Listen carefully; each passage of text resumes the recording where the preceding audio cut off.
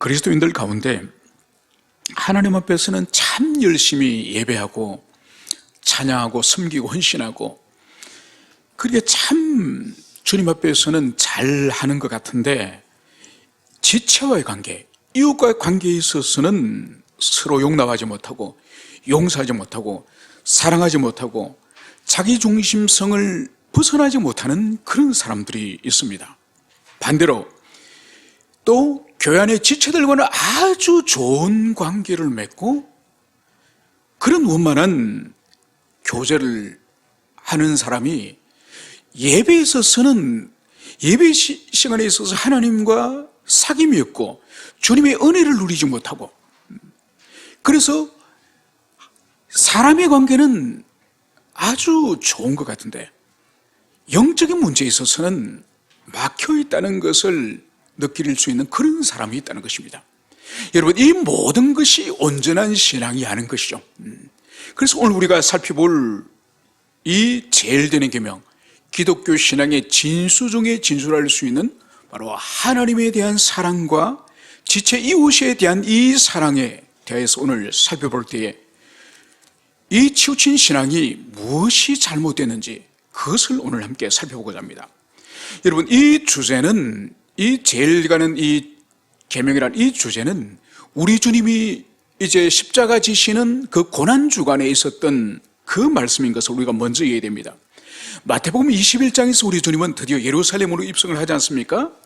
어린 나귀를 타고 입성하실 때에 디아스포라 유대인들이 이 예루살렘에 수많은 사람들이 몰려들었지 않습니까? 이들이 우리 주님을 향해서 호산나 다윗의 자손이여 그렇게 환호를 하면서 우리 주님을 맞이하지 않습니까? 그래서 주님 당신이 이 세상에 메시아로 오셨음을 당당히 더 이상 숨기고 감추지 않고 당당히 그것을 밝히면서 주님이 들어가셨죠. 그때 주님이 제일 먼저 예루살렘에 들어가셔서 무엇을 하셨습니까? 바로 성전에 들어가셨습니다. 성전에 들어가셔서 성전에 제물로 팔고 있는 모든 가축과 짐승을 채찍으로 다 쫓아내시고 돈을 바꾸는 환전상의 테이블을 덮어버리시고 그리고 주님은 분노하시면서 만민이 기도하는 집을 바로 너희들이 강도의 소굴로 만들었구나. 그러면서 주님께서 진노하시면서 바로 예루살렘 성전이 성전의 고유의 기능, 즉 죄사함과 하나님의 자비와 은총을 경험하는 이 고유의 기능을 잃어버린 이 성전이 이제는 끝장났음을 주님께서는 그 다음날 무화과 나무를 저주하심으로 말미암아서 이제 성전이 이제 끝장이 날 것임을 주님이 그것을 말씀하셨습니다. 여러분, 여기에 대해서 제사장과 바리새인과 이 사두개인 서기관들이 가만히 있습니까? 이제 이들이 온 힘을 다해서 우리 주님을 이제는 전면적으로 전쟁을 벌이지 않았습니까? 이 전쟁은 창과 칼의 전쟁이 아니라 진리 전쟁이었죠. 진리 전쟁. 그래서 주님 앞에 신학적인 주제를 가지고 세금의 문제, 부활의 문제, 그리고 권위의 문제, 그리고 오늘 이 계명의 문제, 끊임없이 진리 문제를 가지고 주님을 말의 올무에 빠뜨리려고 말의 함정에 빠뜨려서 주님을 치명적으로 모함을 하기 위해서 이제 이 대적들이 끊임없이 주님을 향해서 논쟁하고 공격하는 그 상황 가운데 오늘 우리에게 하나님 사랑, 이웃 사랑이란 이 기독교 신앙의 이 계명 가운데 최고의 계명이 이 상황 가운데 주님이 주셨음을 그것을 우리가 이해하고 이제 본문으로 들어가도록 하겠습니다. 오늘 본문 34절에서는 예수께서 사두개인들로 대답할 수 없게 하셨다함을 바리새인들이 듣고 모였는데, 여러분, 오늘 이 바리새인들이 함께 다 모여서 어떤 업무 모의를 꾸미는 그 배경을 말씀을 하고 있습니다. 그것은 바로 마태가 바로 사두개인들이 예수님께 나와서 부활의 문제를 가지고 주님께 도전했죠, 그죠? 그래서 7명의 형제가 있었는데 제일 마지가 이제 한 여자를 데리고 살다가 자식 없이 죽어서 이제 7명이 다 죽고 여자도 죽었는데 도대체 이 여자가 당신이 말하는 부활을 하면은 도대체 어느 남자의 부인이 되겠습니까? 이 말도 안 되는 질문을 하죠. 바로 그때 주님께서는 이 사두개인들이 얼마나 성경에 대해서 무지한지, 바로 하나님은 죽은 자의 하나님이 아니라 산 자의 하나님이다. 그래서 인간에게 있어서는 이 아브라함이나 이삭이나 이 사람들은 우리 주님 오시기 전에 2000년 전에 이미 죽은 사람이지만은, 그러나 하나님에게 있어서는 시간의 개념이 과거와 현재와 미래라고 하는 이 세 시제는 우리 인간에게 있는 것이지, 하나님에게서는 모든 시제가 현재이기 때문에 이 믿음의 족장들이 현재적으로 주님 앞에 살아있는 것이죠. 그래서 너희들이 성경을 알지도 못한다. 그리고 이제는 부활의 그때는 이 현세에서 시집가고 장가가는 것처럼 이런 혼인 형태의 가족을 꾸리는 것이 아니다. 주님이 이 사두개인들이 얼마나 성경에 무지한지 그 무지를 폭로하지 않았습니까? 그래서 그들이 입을 더 이상 벌리지 못하고 도망을 치지 않았습니까? 오늘 바리새인들은 그 소식을 듣고 이제 우리 바리새파가 이제 예수님을 또 공격을 해야 되겠다. 그래서 이 사람들이 오늘 모인 것을 여기서 볼 수 있습니다. 여러분, 이제 이 바리새인들이 오늘 모여서 무엇을 했겠습니까? 여러분, 이 바리새인들 가운데서도 가장 탁월한 논쟁의 능력과 가장 탁월한 지성을 가지고 가장 탁월하게 우리 중과 싸울 수 있는 이 전투력이 강한 사람을 그들이 뽑지 않겠습니까? 여러분, 가끔씩 이렇게 텔레비전에 보면 뭐 100분 토론이라든지 이 시사 토론의 그런 드라마 그 프로그램 있지 않습니까? 어떤 데는 보면은 왜 저 사람을 그 진영에서는 보냈을까? 더 똑똑한 사람도 있는데, 그러면서 일방적으로 완전히 당하는 사람도 있습니다. 그런데 어떤 사람들은 정말 전투력이 대단한 그런 사람도 있습니다. 처음부터 끝까지 한 번도 밀리지 않고 계속 공격하는 여러분, 바리새인 중에서 최고의 이 토론과 논쟁의 능력을 가진 이 사람을 오늘 보냈음이 분명합니다. 오늘 35절과 36절에서는 이렇게 말씀을 하고 있습니다. 그 중의 한 율법사가 예수를 시험하여 묻되, 선생님, 율법 중에서 어느 계명이 크니까? 여러분, 오늘 여기서 한 율법사가 예수님에게 나와서 질문을 하고 있다고 오늘 마태는 기록을 하고 있습니다. 여러분, 여기서 율법사라고 하는 이 사람의 이 의미는 뭔가 하니까 율법에 대해서 아주 박식한 사람이라는 그런 의미입니다. 그래서 이 동일한 이 노미코스라고 하는 이 율법사라고 해석된 이것을 누가복음에서는 교법사 이렇게 번역을 했습니다. 여러분, 이 사람은 바리새인들 가운데서도 율법의 해석의 능력이 탁월하고 율법에 대해서 전문가고 율법에 대해서 가장 깊이 있는 그런 사람을 지금 선택해서 주님께 지금 내어보냈을 것입니다. 이 사람이 오늘 예수님께 하는 질문이 바로 뭡니까?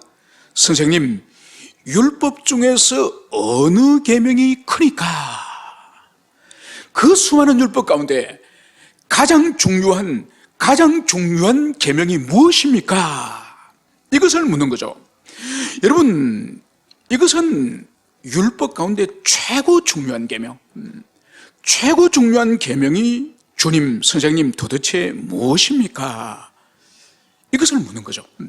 그런데 여러분, 이 율법사가 정말 자신이 무엇이 중요한지가 몰라서 우리 예수님의 가르침을 한 수 받으려고, 선생님, 도대체 뭔지 좀 알려주십시오? 이런 의미로 물었을까요? 아니에요.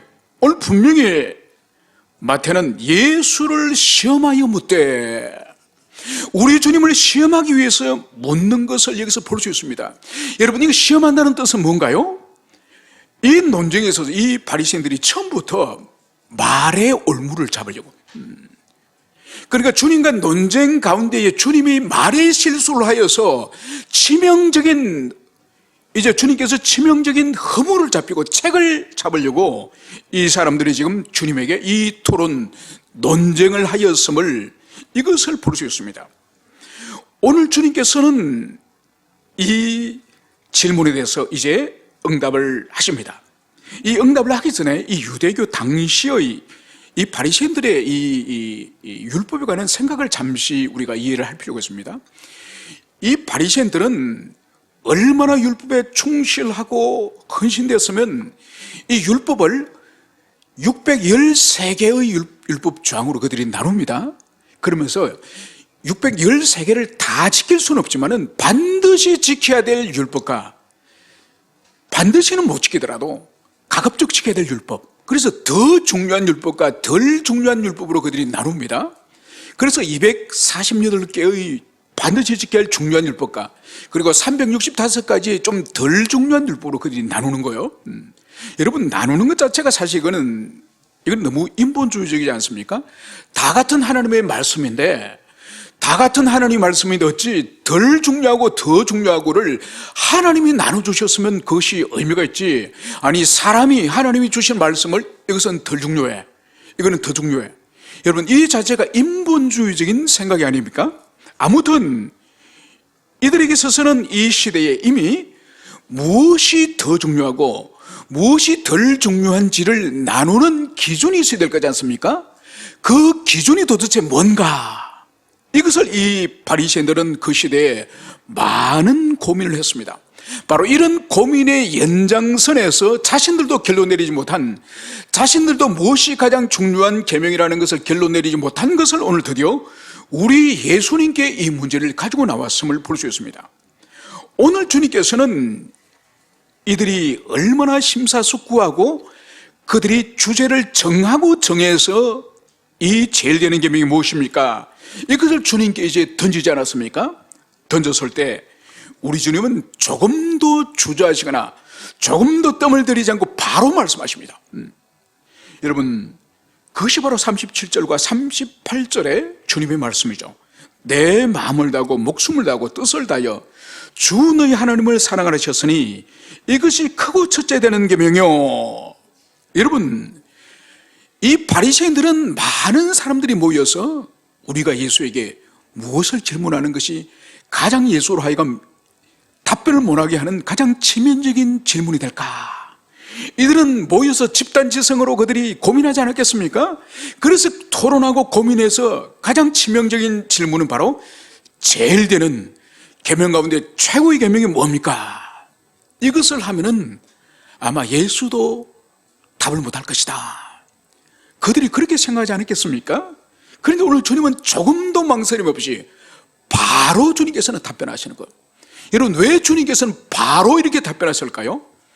그것은 바로 이 계명 율법을 주신 분이 본인이신데, 예수님이신데, 예수님에게 그것을 묻는 것 자체가 사실 웃기는 일이죠. 율법을 주신 분에게 어느 것이 최고의 중요한 계명입니까? 그것은 주님 자신의 심령에 이미 답이 있는데 그것을 가지고 주님이 고민하고 생각하고 할 것이 없는 거죠. 그래서 주님께서는 마음을 다하고 목숨을 다하고 뜻을 다하여 주 너희 하나님을 사랑하라. 바로 하나님 사랑이 크고 첫째 되는 계명이다. 주님은 이 말씀을 하는 것을 여기서 볼 수 있습니다. 여러분, 이것은 주님의 말씀이 아니에요. 주님이 신명기 6장 5절의 말씀을 지금 인용하셔서 신명기 6장 이 쉐마의 장, 들으라 이스라엘아, 이 쉐마의 장 6장 5절을 지금 주님이 말씀하시는 거예요.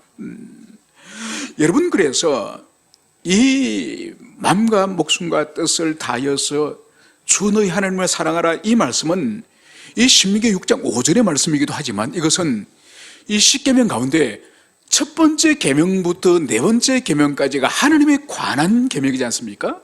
그래서 이 말씀은 10계명의 첫째부터 넷째 계명까지 하나님에 관한 계명을 압축한 것이 마음과 목숨과 뜻을 다하여 하나님을 사랑하라, 이것을 우리가 먼저 가슴에 새겨야 될 것입니다.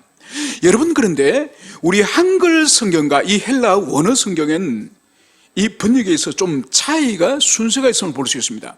우리 한글 성경은 마음을 다하고 목숨을 다하고 뜻을 다하여 주 너희 하나님을 사랑하라. 그래서 하나님을 사랑하라가 뒤에 나오고 그 하나님을 사랑하는 방식이 마음을 다하고 목숨을 다하고 뜻을 다하여 하나님을 사랑하는, 그래서 하나님을 사랑하는 방식이 먼저 나오고 사랑하라가 뒤에 나오지만은, 그런데 원어 헬라 성경은 달라요. 원어 헬라 성경은 너는 주 하나님을 사랑하라, 이것이 먼저 진술되는 거예요. 그 다음에 너의 온 마음으로, 너의 온 목숨으로, 너의 온 뜻으로, 이게 원래의 헬라어 성경에서는 이렇게 진술되는 거예요. 이것은 무엇을 의미하는 거니까?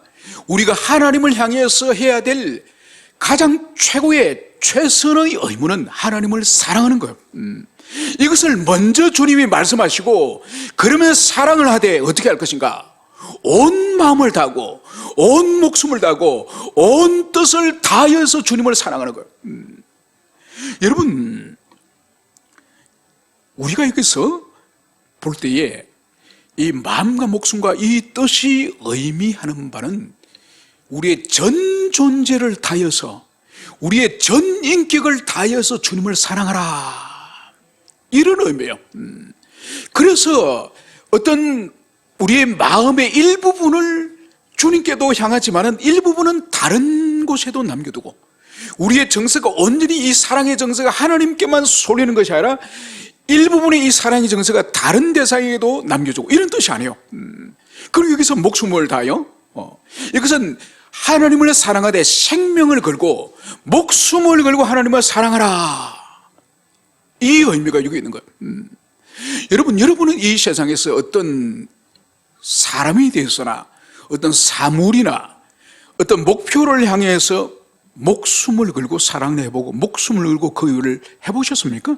일을 하다가 내 죽어도 좋다, 일을 하다가 내가 당연히 죽음이 오면은 죽겠다. 여러분, 이런 예화가 있지 않습니까?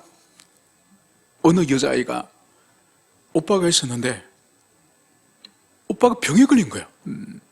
수술해야 되는데 문제는 이 오빠의 피가 좀 희귀한 피예요.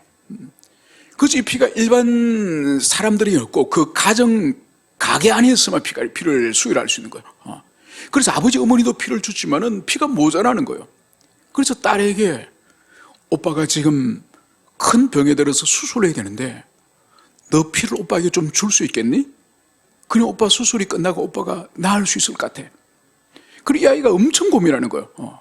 어린, 그러니까 소녀죠. 엄청 고민하더니 나중에 진지하게 그러면 자기 피를 주겠대.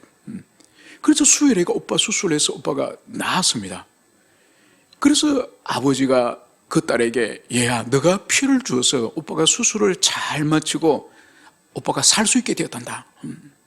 그러니까 그 여자아이가 무엇을 아빠한테 말하는지 아십니까? 그래요, 참 잘 됐군요. 그런데 아빠, 나는 언제 죽어요? 그러니까 이 딸아이는 자기 피를 뽑아서 오빠에게 주면 오빠는 살지만은 자기는 죽는다고 생각한 거예요. 그리고 이 수혈을, 이 피를 주는 것을, 자기 생명을 버려서 자기는 죽지만은 오빠는 살린다는 뜻으로 이 여자아이가 피를 준 거예요. 바로 주님을 사랑하는 것이 우리가 정말 생명을 다해 목숨을 다해서 주님을 그렇게 사랑하기를 주님은 그것을 바라시는 거예요. 왜 주님이 그렇게 말씀하실까요? 바로 당신의 생명 우리에게 주셨기 때문에, 당신의 생명을 먼저 우리에게 주셨기 때문에 우리를 향해서도 온 목숨을 다해서 사랑하라, 이 말씀을 하신 것을, 그것을 볼 수 있습니다. 여러분, 원래 하나님께서 우리 사람을 지으실 때 원래 우리 인간을 사랑의 존재로 우리 사람을 지으셨습니다. 그래서 주님께서는 이 세상의 모든 피조물 가운데에 유일하게 사람을 하나님 형상으로 만드시고 하나님과 인격적인 교통을 할 수 있도록 하고 하나님과 사랑을 나눌 수 있는 그런 존재로 우리 사람을 지으신 거예요. 바로 그 증거가 뭔가 하니까 아담의 갈비뼈를 뽑아서 하와를 주님이 지으셨지 않습니까? 하와의 손을 잡고 아담 앞으로 인도했을 때에 아담이 무엇을 말합니까? 이는 내 뼈 중에 뼈요 살 중에 살이로다. 바로 아담이 하와를 향해서 그 사랑의 찬사를 하지 않습니까? 여러분, 이것은 그 아담이 이미 하나님에 대한 그 사랑의 관계 속에 있었기 때문에, 사랑을 누리기 때문에 그 하와를 향해서도 사랑의 고백을, 사랑의 찬사를 할 수 있는 거죠. 그래서 원래 우리 인간은 하나님을 사랑하고 또 사랑하는 지체를 향해서 사랑할 수 있는 이 사랑의 존재로 원래 주님 우리를 그렇게 만드신 거예요. 그래서 우리는 하나님을 사랑하고 이웃을 사랑할 때에 가장 행복할 수 있는, 가장 행복한 존재로 이 땅을 살아가는 그런 존재예요. 여러분, 그래서 우리는 지금도 마찬가지요.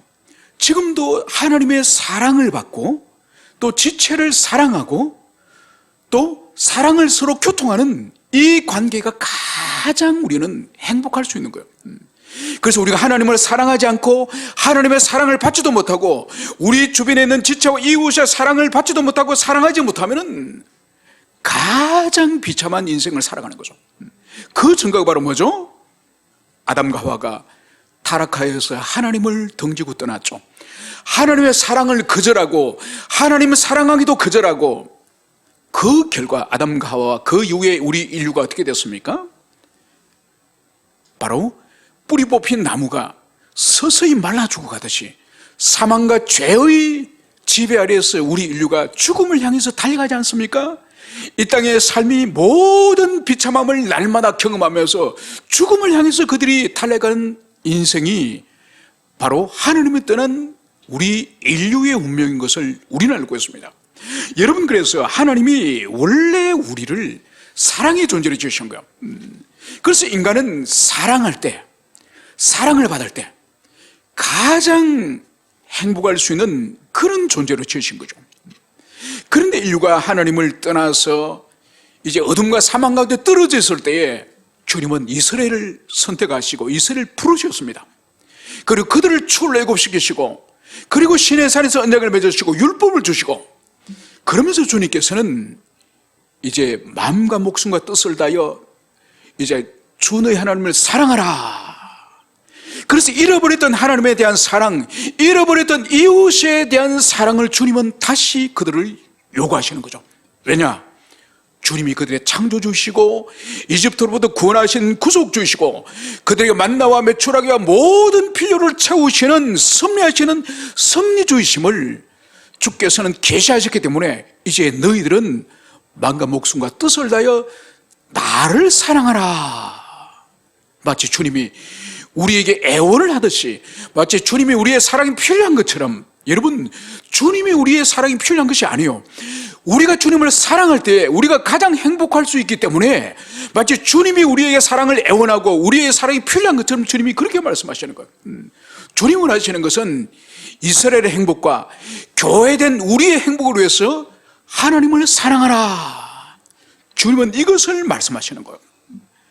여러분, 그래서 우리에게 주님께서 원하시는 것은 전 인격, 전 존재를 다하여서 주님을 사랑하는 그것이 바로 우리의 도리인 것을 주님은 말씀하십니다. 여러분, 그런데 하나님을 사랑하는 인간의 이 내면 속의 마음과 영혼이 보입니까? 여러분, 다른 사람이 하나님을 사랑하는 것이 보입니까? 측정이 됩니까? 관찰이 됩니까? 여러분, 내면의 영혼과 마음에 하나님을 사랑하는 이것은 단순히 감정을 말하는 것이 아닙니다. 주님은 하나님을 사랑하는 것이 외형적으로 표지로 나타난다고 주님 말씀하십니다. 들어보십시오. 외적 증거로 하나님 사랑이 나타난다고 이렇게 주님은 말씀하시는데 요한일서 5장 3절에서는 이렇게 말씀을 합니다. 하나님을 사랑하는 것은 이것이니 우리가 그의 계명을 지키는 것이라. 여러분, 하나님을 사랑한다고 말하면서 그 사람이 진짜로 하나님을 사랑하는 사람이면 하나님의 계명, 하나님의 말씀을 지키는 사람이라는 거예요. 여러분, 이것은 하나님을 사랑한다 입으로 나팔을 아무리 부르도 뒤돌아서는 하나님 말씀을 계명을 지키지 않는 사람은 그건 하나님 사랑하는 사람이 아니라는 거예요. 여러분, 요한복음 14장 15절에서는 주님은 이렇게 말씀하십니다. 너희가 나를 사랑하면 나의 계명을 지키리라. 여러분, 주님을 사랑하면은 반드시 주님의 계명을 지킬 것이라는 거예요. 여러분, 요한복음 14장 21절에서는 또 주님은 이렇게 말씀하십니다. 나의 계명을 지키는 자라야 나를 사랑하는 자니. 바로 주님의 계명을 지키는 자라야 주님을 사랑한다는 거예요. 그러니까 입으로 말로써 아무리 사랑을 고백하고 기도 시간에 눈물을 펑펑 흘리면서 주님 사랑한다고 떠들어도 바로 오늘 주님의 말씀은 바로 뭐라고요? 나의 계명을 지키는 자라야 나를 사랑하시다. 하나님의 말씀을 지키지 않는 자는 사랑하는 것이 아니라는 거예요. 그리고 이제 요한복음 14장 23절에서는 주님은 또 이렇게 말씀하십니다. 예수께서 대답하여 이르시되 사람이 나를 사랑하면 내 말을 지키리니. 바로 주님을 사랑하는 사람은 주님의 말씀을 지킬 것이다. 여러분, 그래서 하나님을 사랑하는 것은 영혼과 마음의 작용이지만은, 그것은 보이지 않지만은, 여러분, 하나님을 사랑하는 것은 외적 삶의 표지로서, 삶의 증거로서 그 사람이 하나님의 계명을 어떻게 대하느냐, 하나님의 말씀을 어떻게 대하느냐를 따라서 그 사람이 하나님을 사랑하는지 사랑하지 않는지는 외적으로 드러남을, 오늘 그것을 말씀을 하고 있습니다. 여러분, 어떤 대상을 사랑한다고 하는 이 사랑의 본질이 뭔지 아십니까? 여러분, 사랑의 본질은 사랑의 대상에 대한 기뻐함과 사랑의 대상에 대한 그것이 바로 소중히 여기며, 여러분, 우리가 어떤 사람을 사랑한다고 한다면은 그 사람이 벗어난 옷을 밟고 다니겠습니까? 그 사람이 쓰던 어떤 물건이나 이런 것들을 함부로 집어 던지고 함부로 침을 뱉고 하겠습니까? 여러분, 사랑하는 사람을 우리가 좀 더 같이 있고 싶고, 좀 더 함께 시간을 보내고, 좀 더 같이 있고 싶어서 헤어지기 싫은 이 기뻐함이 이 사랑의 대상에 있는 거예요. 그래서 이 사랑하는 대상에 대해서 반드시 그 대상에 대한 한없이 기뻐하는 마음, 즐거워하는 마음, 그리고 그 대상에 대해서 아주 소중히 여기고 싶은, 함부로 다루지 않고 함부로 여기지 않는 그 사람을 존중하고 그 사람의 인격을 존중하고 자존심을 존중해 싶은, 그 사람의 허물을 감춰주고 싶고, 그래서 그 사람을 사랑한다는 것은 소중히 여기고 이 기뻐하는 이 두 가지가 가장 중요한 감정이에요.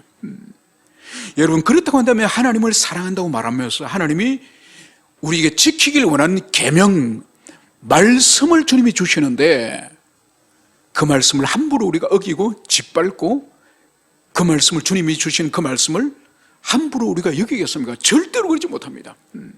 인간관계 안에서도 그 사람을 사랑하면 그 사람에게 어떻게 하면 기쁨이 되기 위해서, 어떻게 하면 그 사람의 마음을 편하게 하기 위해서, 그 사람과 맺은 약속을 어떻게 하면 잘 지킬 것인가. 여러분, 이것이 사랑의 대상에 대한 우리의 행동. 그래서 주님께서는 하나님을 사랑하는 사람에게 일관되게 주님이 말씀하시는 것은 계명에 순종한다, 하나님 말씀에 순종하게 된다. 여러분, 이것이 하나님 사랑의 증거라는 것을 여러분들이 가슴에 새기시길 바랍니다. 그래서 입으로는 하나님을 사랑한다, 내가 하나님을 찬양한다, 기도한다 말하면서 돌아서서는 주님이 주신 이 많은 말씀을 지키지 않는다면 그것은 공연불에 불과하다는 것을, 이것을 여러분들이 가슴에 새기시길 바랍니다. 이제 두 번째로, 이제 이어서 주님께서는 39절에서 둘째도 그와 같으니 내 이웃을 내 자신같이 사랑하라. 여러분, 오늘 주님께서는 내 이웃을 내 자신같이 사랑하는 이 말씀을 하시면서 그 앞에 둘째도 그와 같으니, 여러분, 둘째도 그와 같다는 이 의미가 뭘까요? 바로 이웃을 내 몸같이 사랑하는 이 계명은 바로 첫 번째 주셨던 계명, 하나님을 마음을 다하고 목숨을 다하고 뜻을 다해 하나님을 사랑하는 이 하나님에 대한 사랑의 계명과 이웃을 내 몸같이 사랑하는 이 두 계명은 대등하다는 거예요. 여러분, 그래서 이 두 계명이 대등함을 주님이 분명히 말씀하는 거예요. 여러분, 그 시대 바리새인들은 이 하나님에 관한 계명과 이웃에 관한 계명을, 그들은 이 강조점이 달랐습니다. 바로 뭔가 하니까 그 시대에 고르반이라고 하는, 고르반에 관한 그런 희한한 그런 관습이 있었습니다. 바로 뭔가 하니까 어떤 자신의 재산이나 물질이 있으면은, 이것은 내가 하나님께 헌신하기 위해서 하나님께 드릴 거야, 그러면서 자기 집안에 있는 노부모를 섬겨야 되는, 부모를 섬겨야 되는 그것을 소리하는 거예요. 그래, 하나님을 섬긴다고 하는 그 핑계로 부모님이나 이웃이나 지체를 섬기는 그것을 소리하는, 그래서 하나님 사랑과 이웃 사랑의 이 차등을 주님은 그것이 아니라는 거죠. 바로 하나님 사랑이나 이웃 사랑은 대등한, 이것을 오늘 주님께서는 이것을 힘주어 오늘 말씀하고 있음을 이것을 보여주고 있습니다.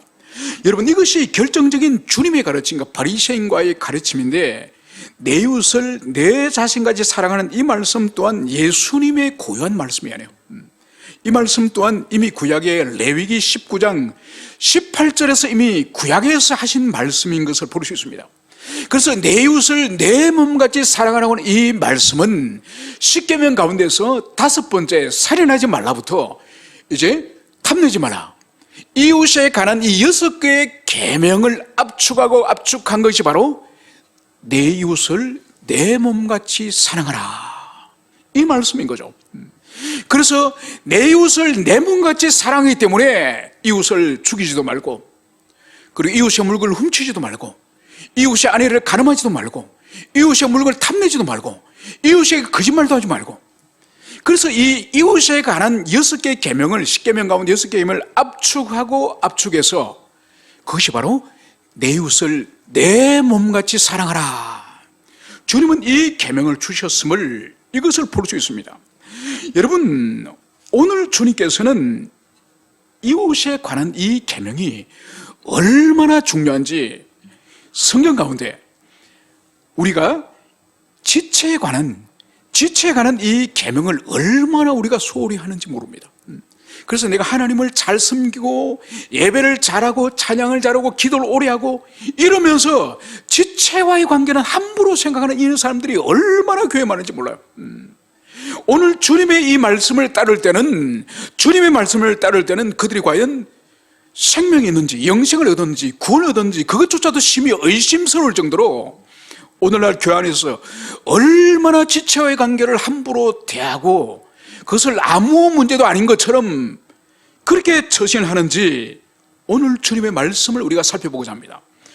요한복음 13장 35절에서는 예수님은 이렇게 가르치십니다. 너희가 서로 사랑하면 이로써 모든 사람이 너희가 내 제자인 줄 알리라. 여러분, 이 세상 사람들이, 우리 그리스도인들이 저 사람은 예수의 제자다, 저 사람은 예수의 가르침을 배우고 본받는 주님의 제자구나. 여러분, 이것은 어떻게 한다고요? 너희가 서로 사랑하면 예수님의 제자인 줄 사람들이 안다는 거예요. 그러니까 교회에서 서로 물고 뜯고 싸우고 다투고 분쟁하고, 여러분, 이것은 주님의 제자가 아니라는 거예요. 여러분, 요한복음 15장 12절에서는 주님은 또 이렇게 말씀하십니다.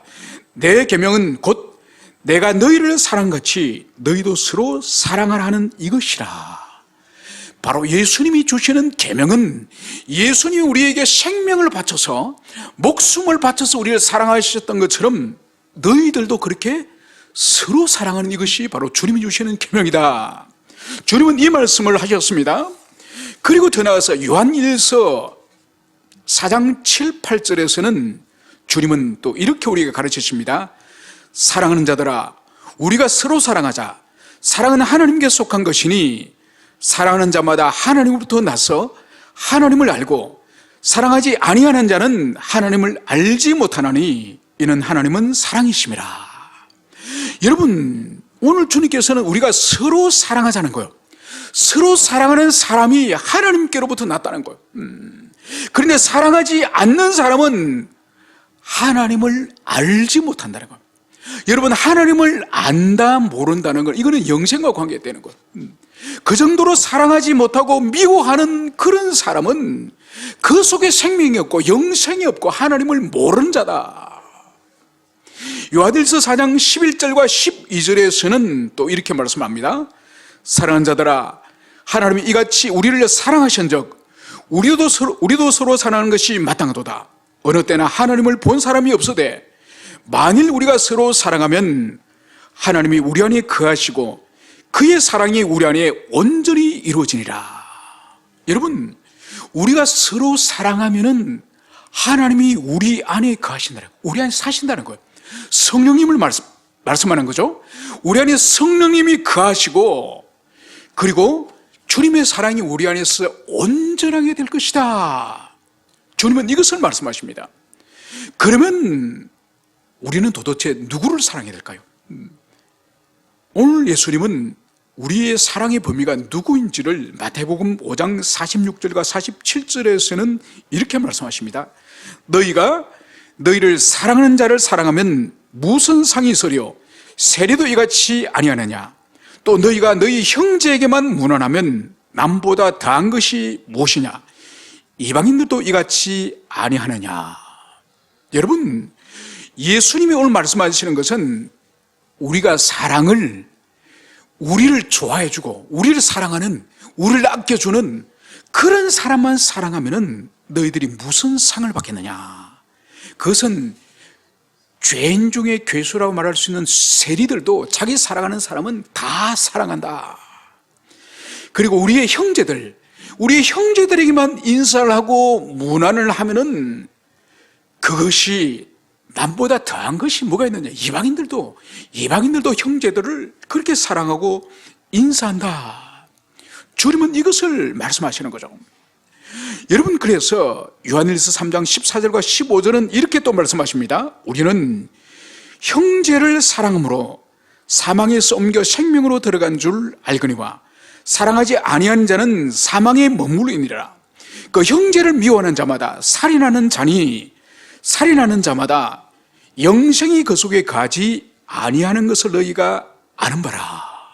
여러분, 형제를 사랑하는 사람은 사망에서 생명으로 옮겼지만은 형제를 미워하는 사람, 형제를 사랑하지 않는 사람은 지금 어디에 있다고요? 여전히 사망 가운데, 여전히 저주 가운데 있다는 것을 주님은 그것을 말씀합니다. 그래서 형제를 미워하는 사람은 그 사람은 살인하는 사람이라는 거예요. 여러분, 이것은 산상순에서 이미 예수님이 말씀하신 거지 않습니까? 그래서 형제를 미워하는 사람은 살인하는 사람이고 그 속에 영생이 없다는 거예요. 여러분, 영생이 없다는 것은 무슨 의미죠? 그 사람은 구원으로부터 제외된, 구원받지 못하는 사람인 것을 여기서 볼 수 있습니다. 그리고 이제 마지막으로 요한일서 4장 20절에서는 누구든지 하나님을 사랑하노라 하고 그 형제를 미워하면 이는 거짓말하는 자니 보는 바 그 형제를 사랑하지 아니하는 자는 보지 못하는 바 하나님을 사랑할 수 없느니라. 여러분, 하나님을 사랑한다고 입으로 말을 하면서 형제를 미워하는 사람은 그 사람은 거짓말쟁이다. 그 사람이 하나님을 사랑하고 예배하고 모든 헌신은 다 거짓이다. 주님은 이것을 말씀하시는 거예요. 그러면서 뭘 말씀하시죠? 보는 바 그 형제, 눈에 보이는 형제를 사랑하지 못하는 사람이 보지 못하는 바, 즉 보이지 않는 하나님을 사랑한다는 것은 거짓말입니다. 여러분, 얼마나 두려운 말씀이에요. 여러분, 성경은 지체 사랑, 이웃 사랑, 형제 사랑을 얼마나 하나님은 강조하는지 모릅니다. 이것은 사랑해도 되고 미워해도 되는 선택이 아니라 미워하는 자에는 영생이 없고 구원이 없고 생명이 없다는 것을 주님은 이것을 말씀하는 거예요. 그래서 교회 안에서, 가정 안에서 우리 형제와 지체를 얼마나 우리가 소중히 여기고 조심스럽게 여기고 모든 은행의 심사를 주의 깊게 하지 않는 것은 바로 우리가 구원으로부터 제외된 영생이 없는 저주 속에 있는 증거라는 것을 주님이 오늘 말씀하시는 거예요. 그래서 여러분, 하나님 사랑과 오늘 이웃 사랑의 이것이 결국은 오늘 주님이 무엇을 말씀하십니까? 이 두 계명이 온 율법과 선지자의 강이라. 바로 하나님 사랑과 이웃 사랑, 이것이 구약의 모든 39권의 이 성경의 모든 가르침, 온 율법과 선지자들의 강령, 즉 이 구약 성경의 모든 진리는 바로 이 두 계명, 하나님 사랑, 이웃 사랑, 이 두 계명에 매달린다, 걸린다. 이것을 주님 말씀하시는 거죠. 여러분, 그래서 바울이 로마서 13장 10절에서 이 율법의 완성, 사랑이 율법의 완성이니라, 주님이 그 말씀을 하시는 거예요. 그러니까 이 사랑이, 율법이 그 수백 가지의 율법이 있지만은 이 사랑이 율법을 완성하는 것이다. 주님은 이 말씀을 하시는 거예요. 그래서 마가는 이 동일한 이 사건을 기록을 하면서 이렇게 진술합니다. 이에서 더 큰 계명이 없느니라. 바로 하나님 사랑과 이웃 사랑, 여기서 더 큰 계명이 없다. 마가는 동일한 이 기사에 있어서 이렇게 진술하는 거죠. 이제 말씀을 정리하고자 합니다. 기독교 신앙의 최고의 계명, 이 최고의 계명은 바로 마음과 뜻과 목숨을 다해서 주 너희 하나님을 사랑하는 이것이고, 둘째도 이웃 사랑도 이 하나님의 사랑과 대등한 이 중요성을 가지고 있는데, 바로 이웃을 우리 자신처럼 자신의 몸을 사랑하듯이 그렇게 사랑할 것을 주님께서 말씀하셨습니다. 그래서 모든 성경을 해석함에 있어서, 그리고 우리 삶에 있어서, 우리 신앙생활에 적용함에 있어서 바로 하나님 사랑과 이웃 사랑을 모든 성경의 해석에 있어서 기초로 삼고, 우리 신앙과 우리 일상 삶에 있어서도 하나님 사랑과 이 이웃 사랑을 모든 적용에 있어서도 이 두 계명에 이제 우리가 적용해야 됨을 오늘 주님 말씀하십니다. 이 말씀을 여러분들이 평생 심령 깊은 곳에 간직하시고 실천하며 살아가는 여러분 되시길 축원합니다. 함께 우리 기도하시겠습니다.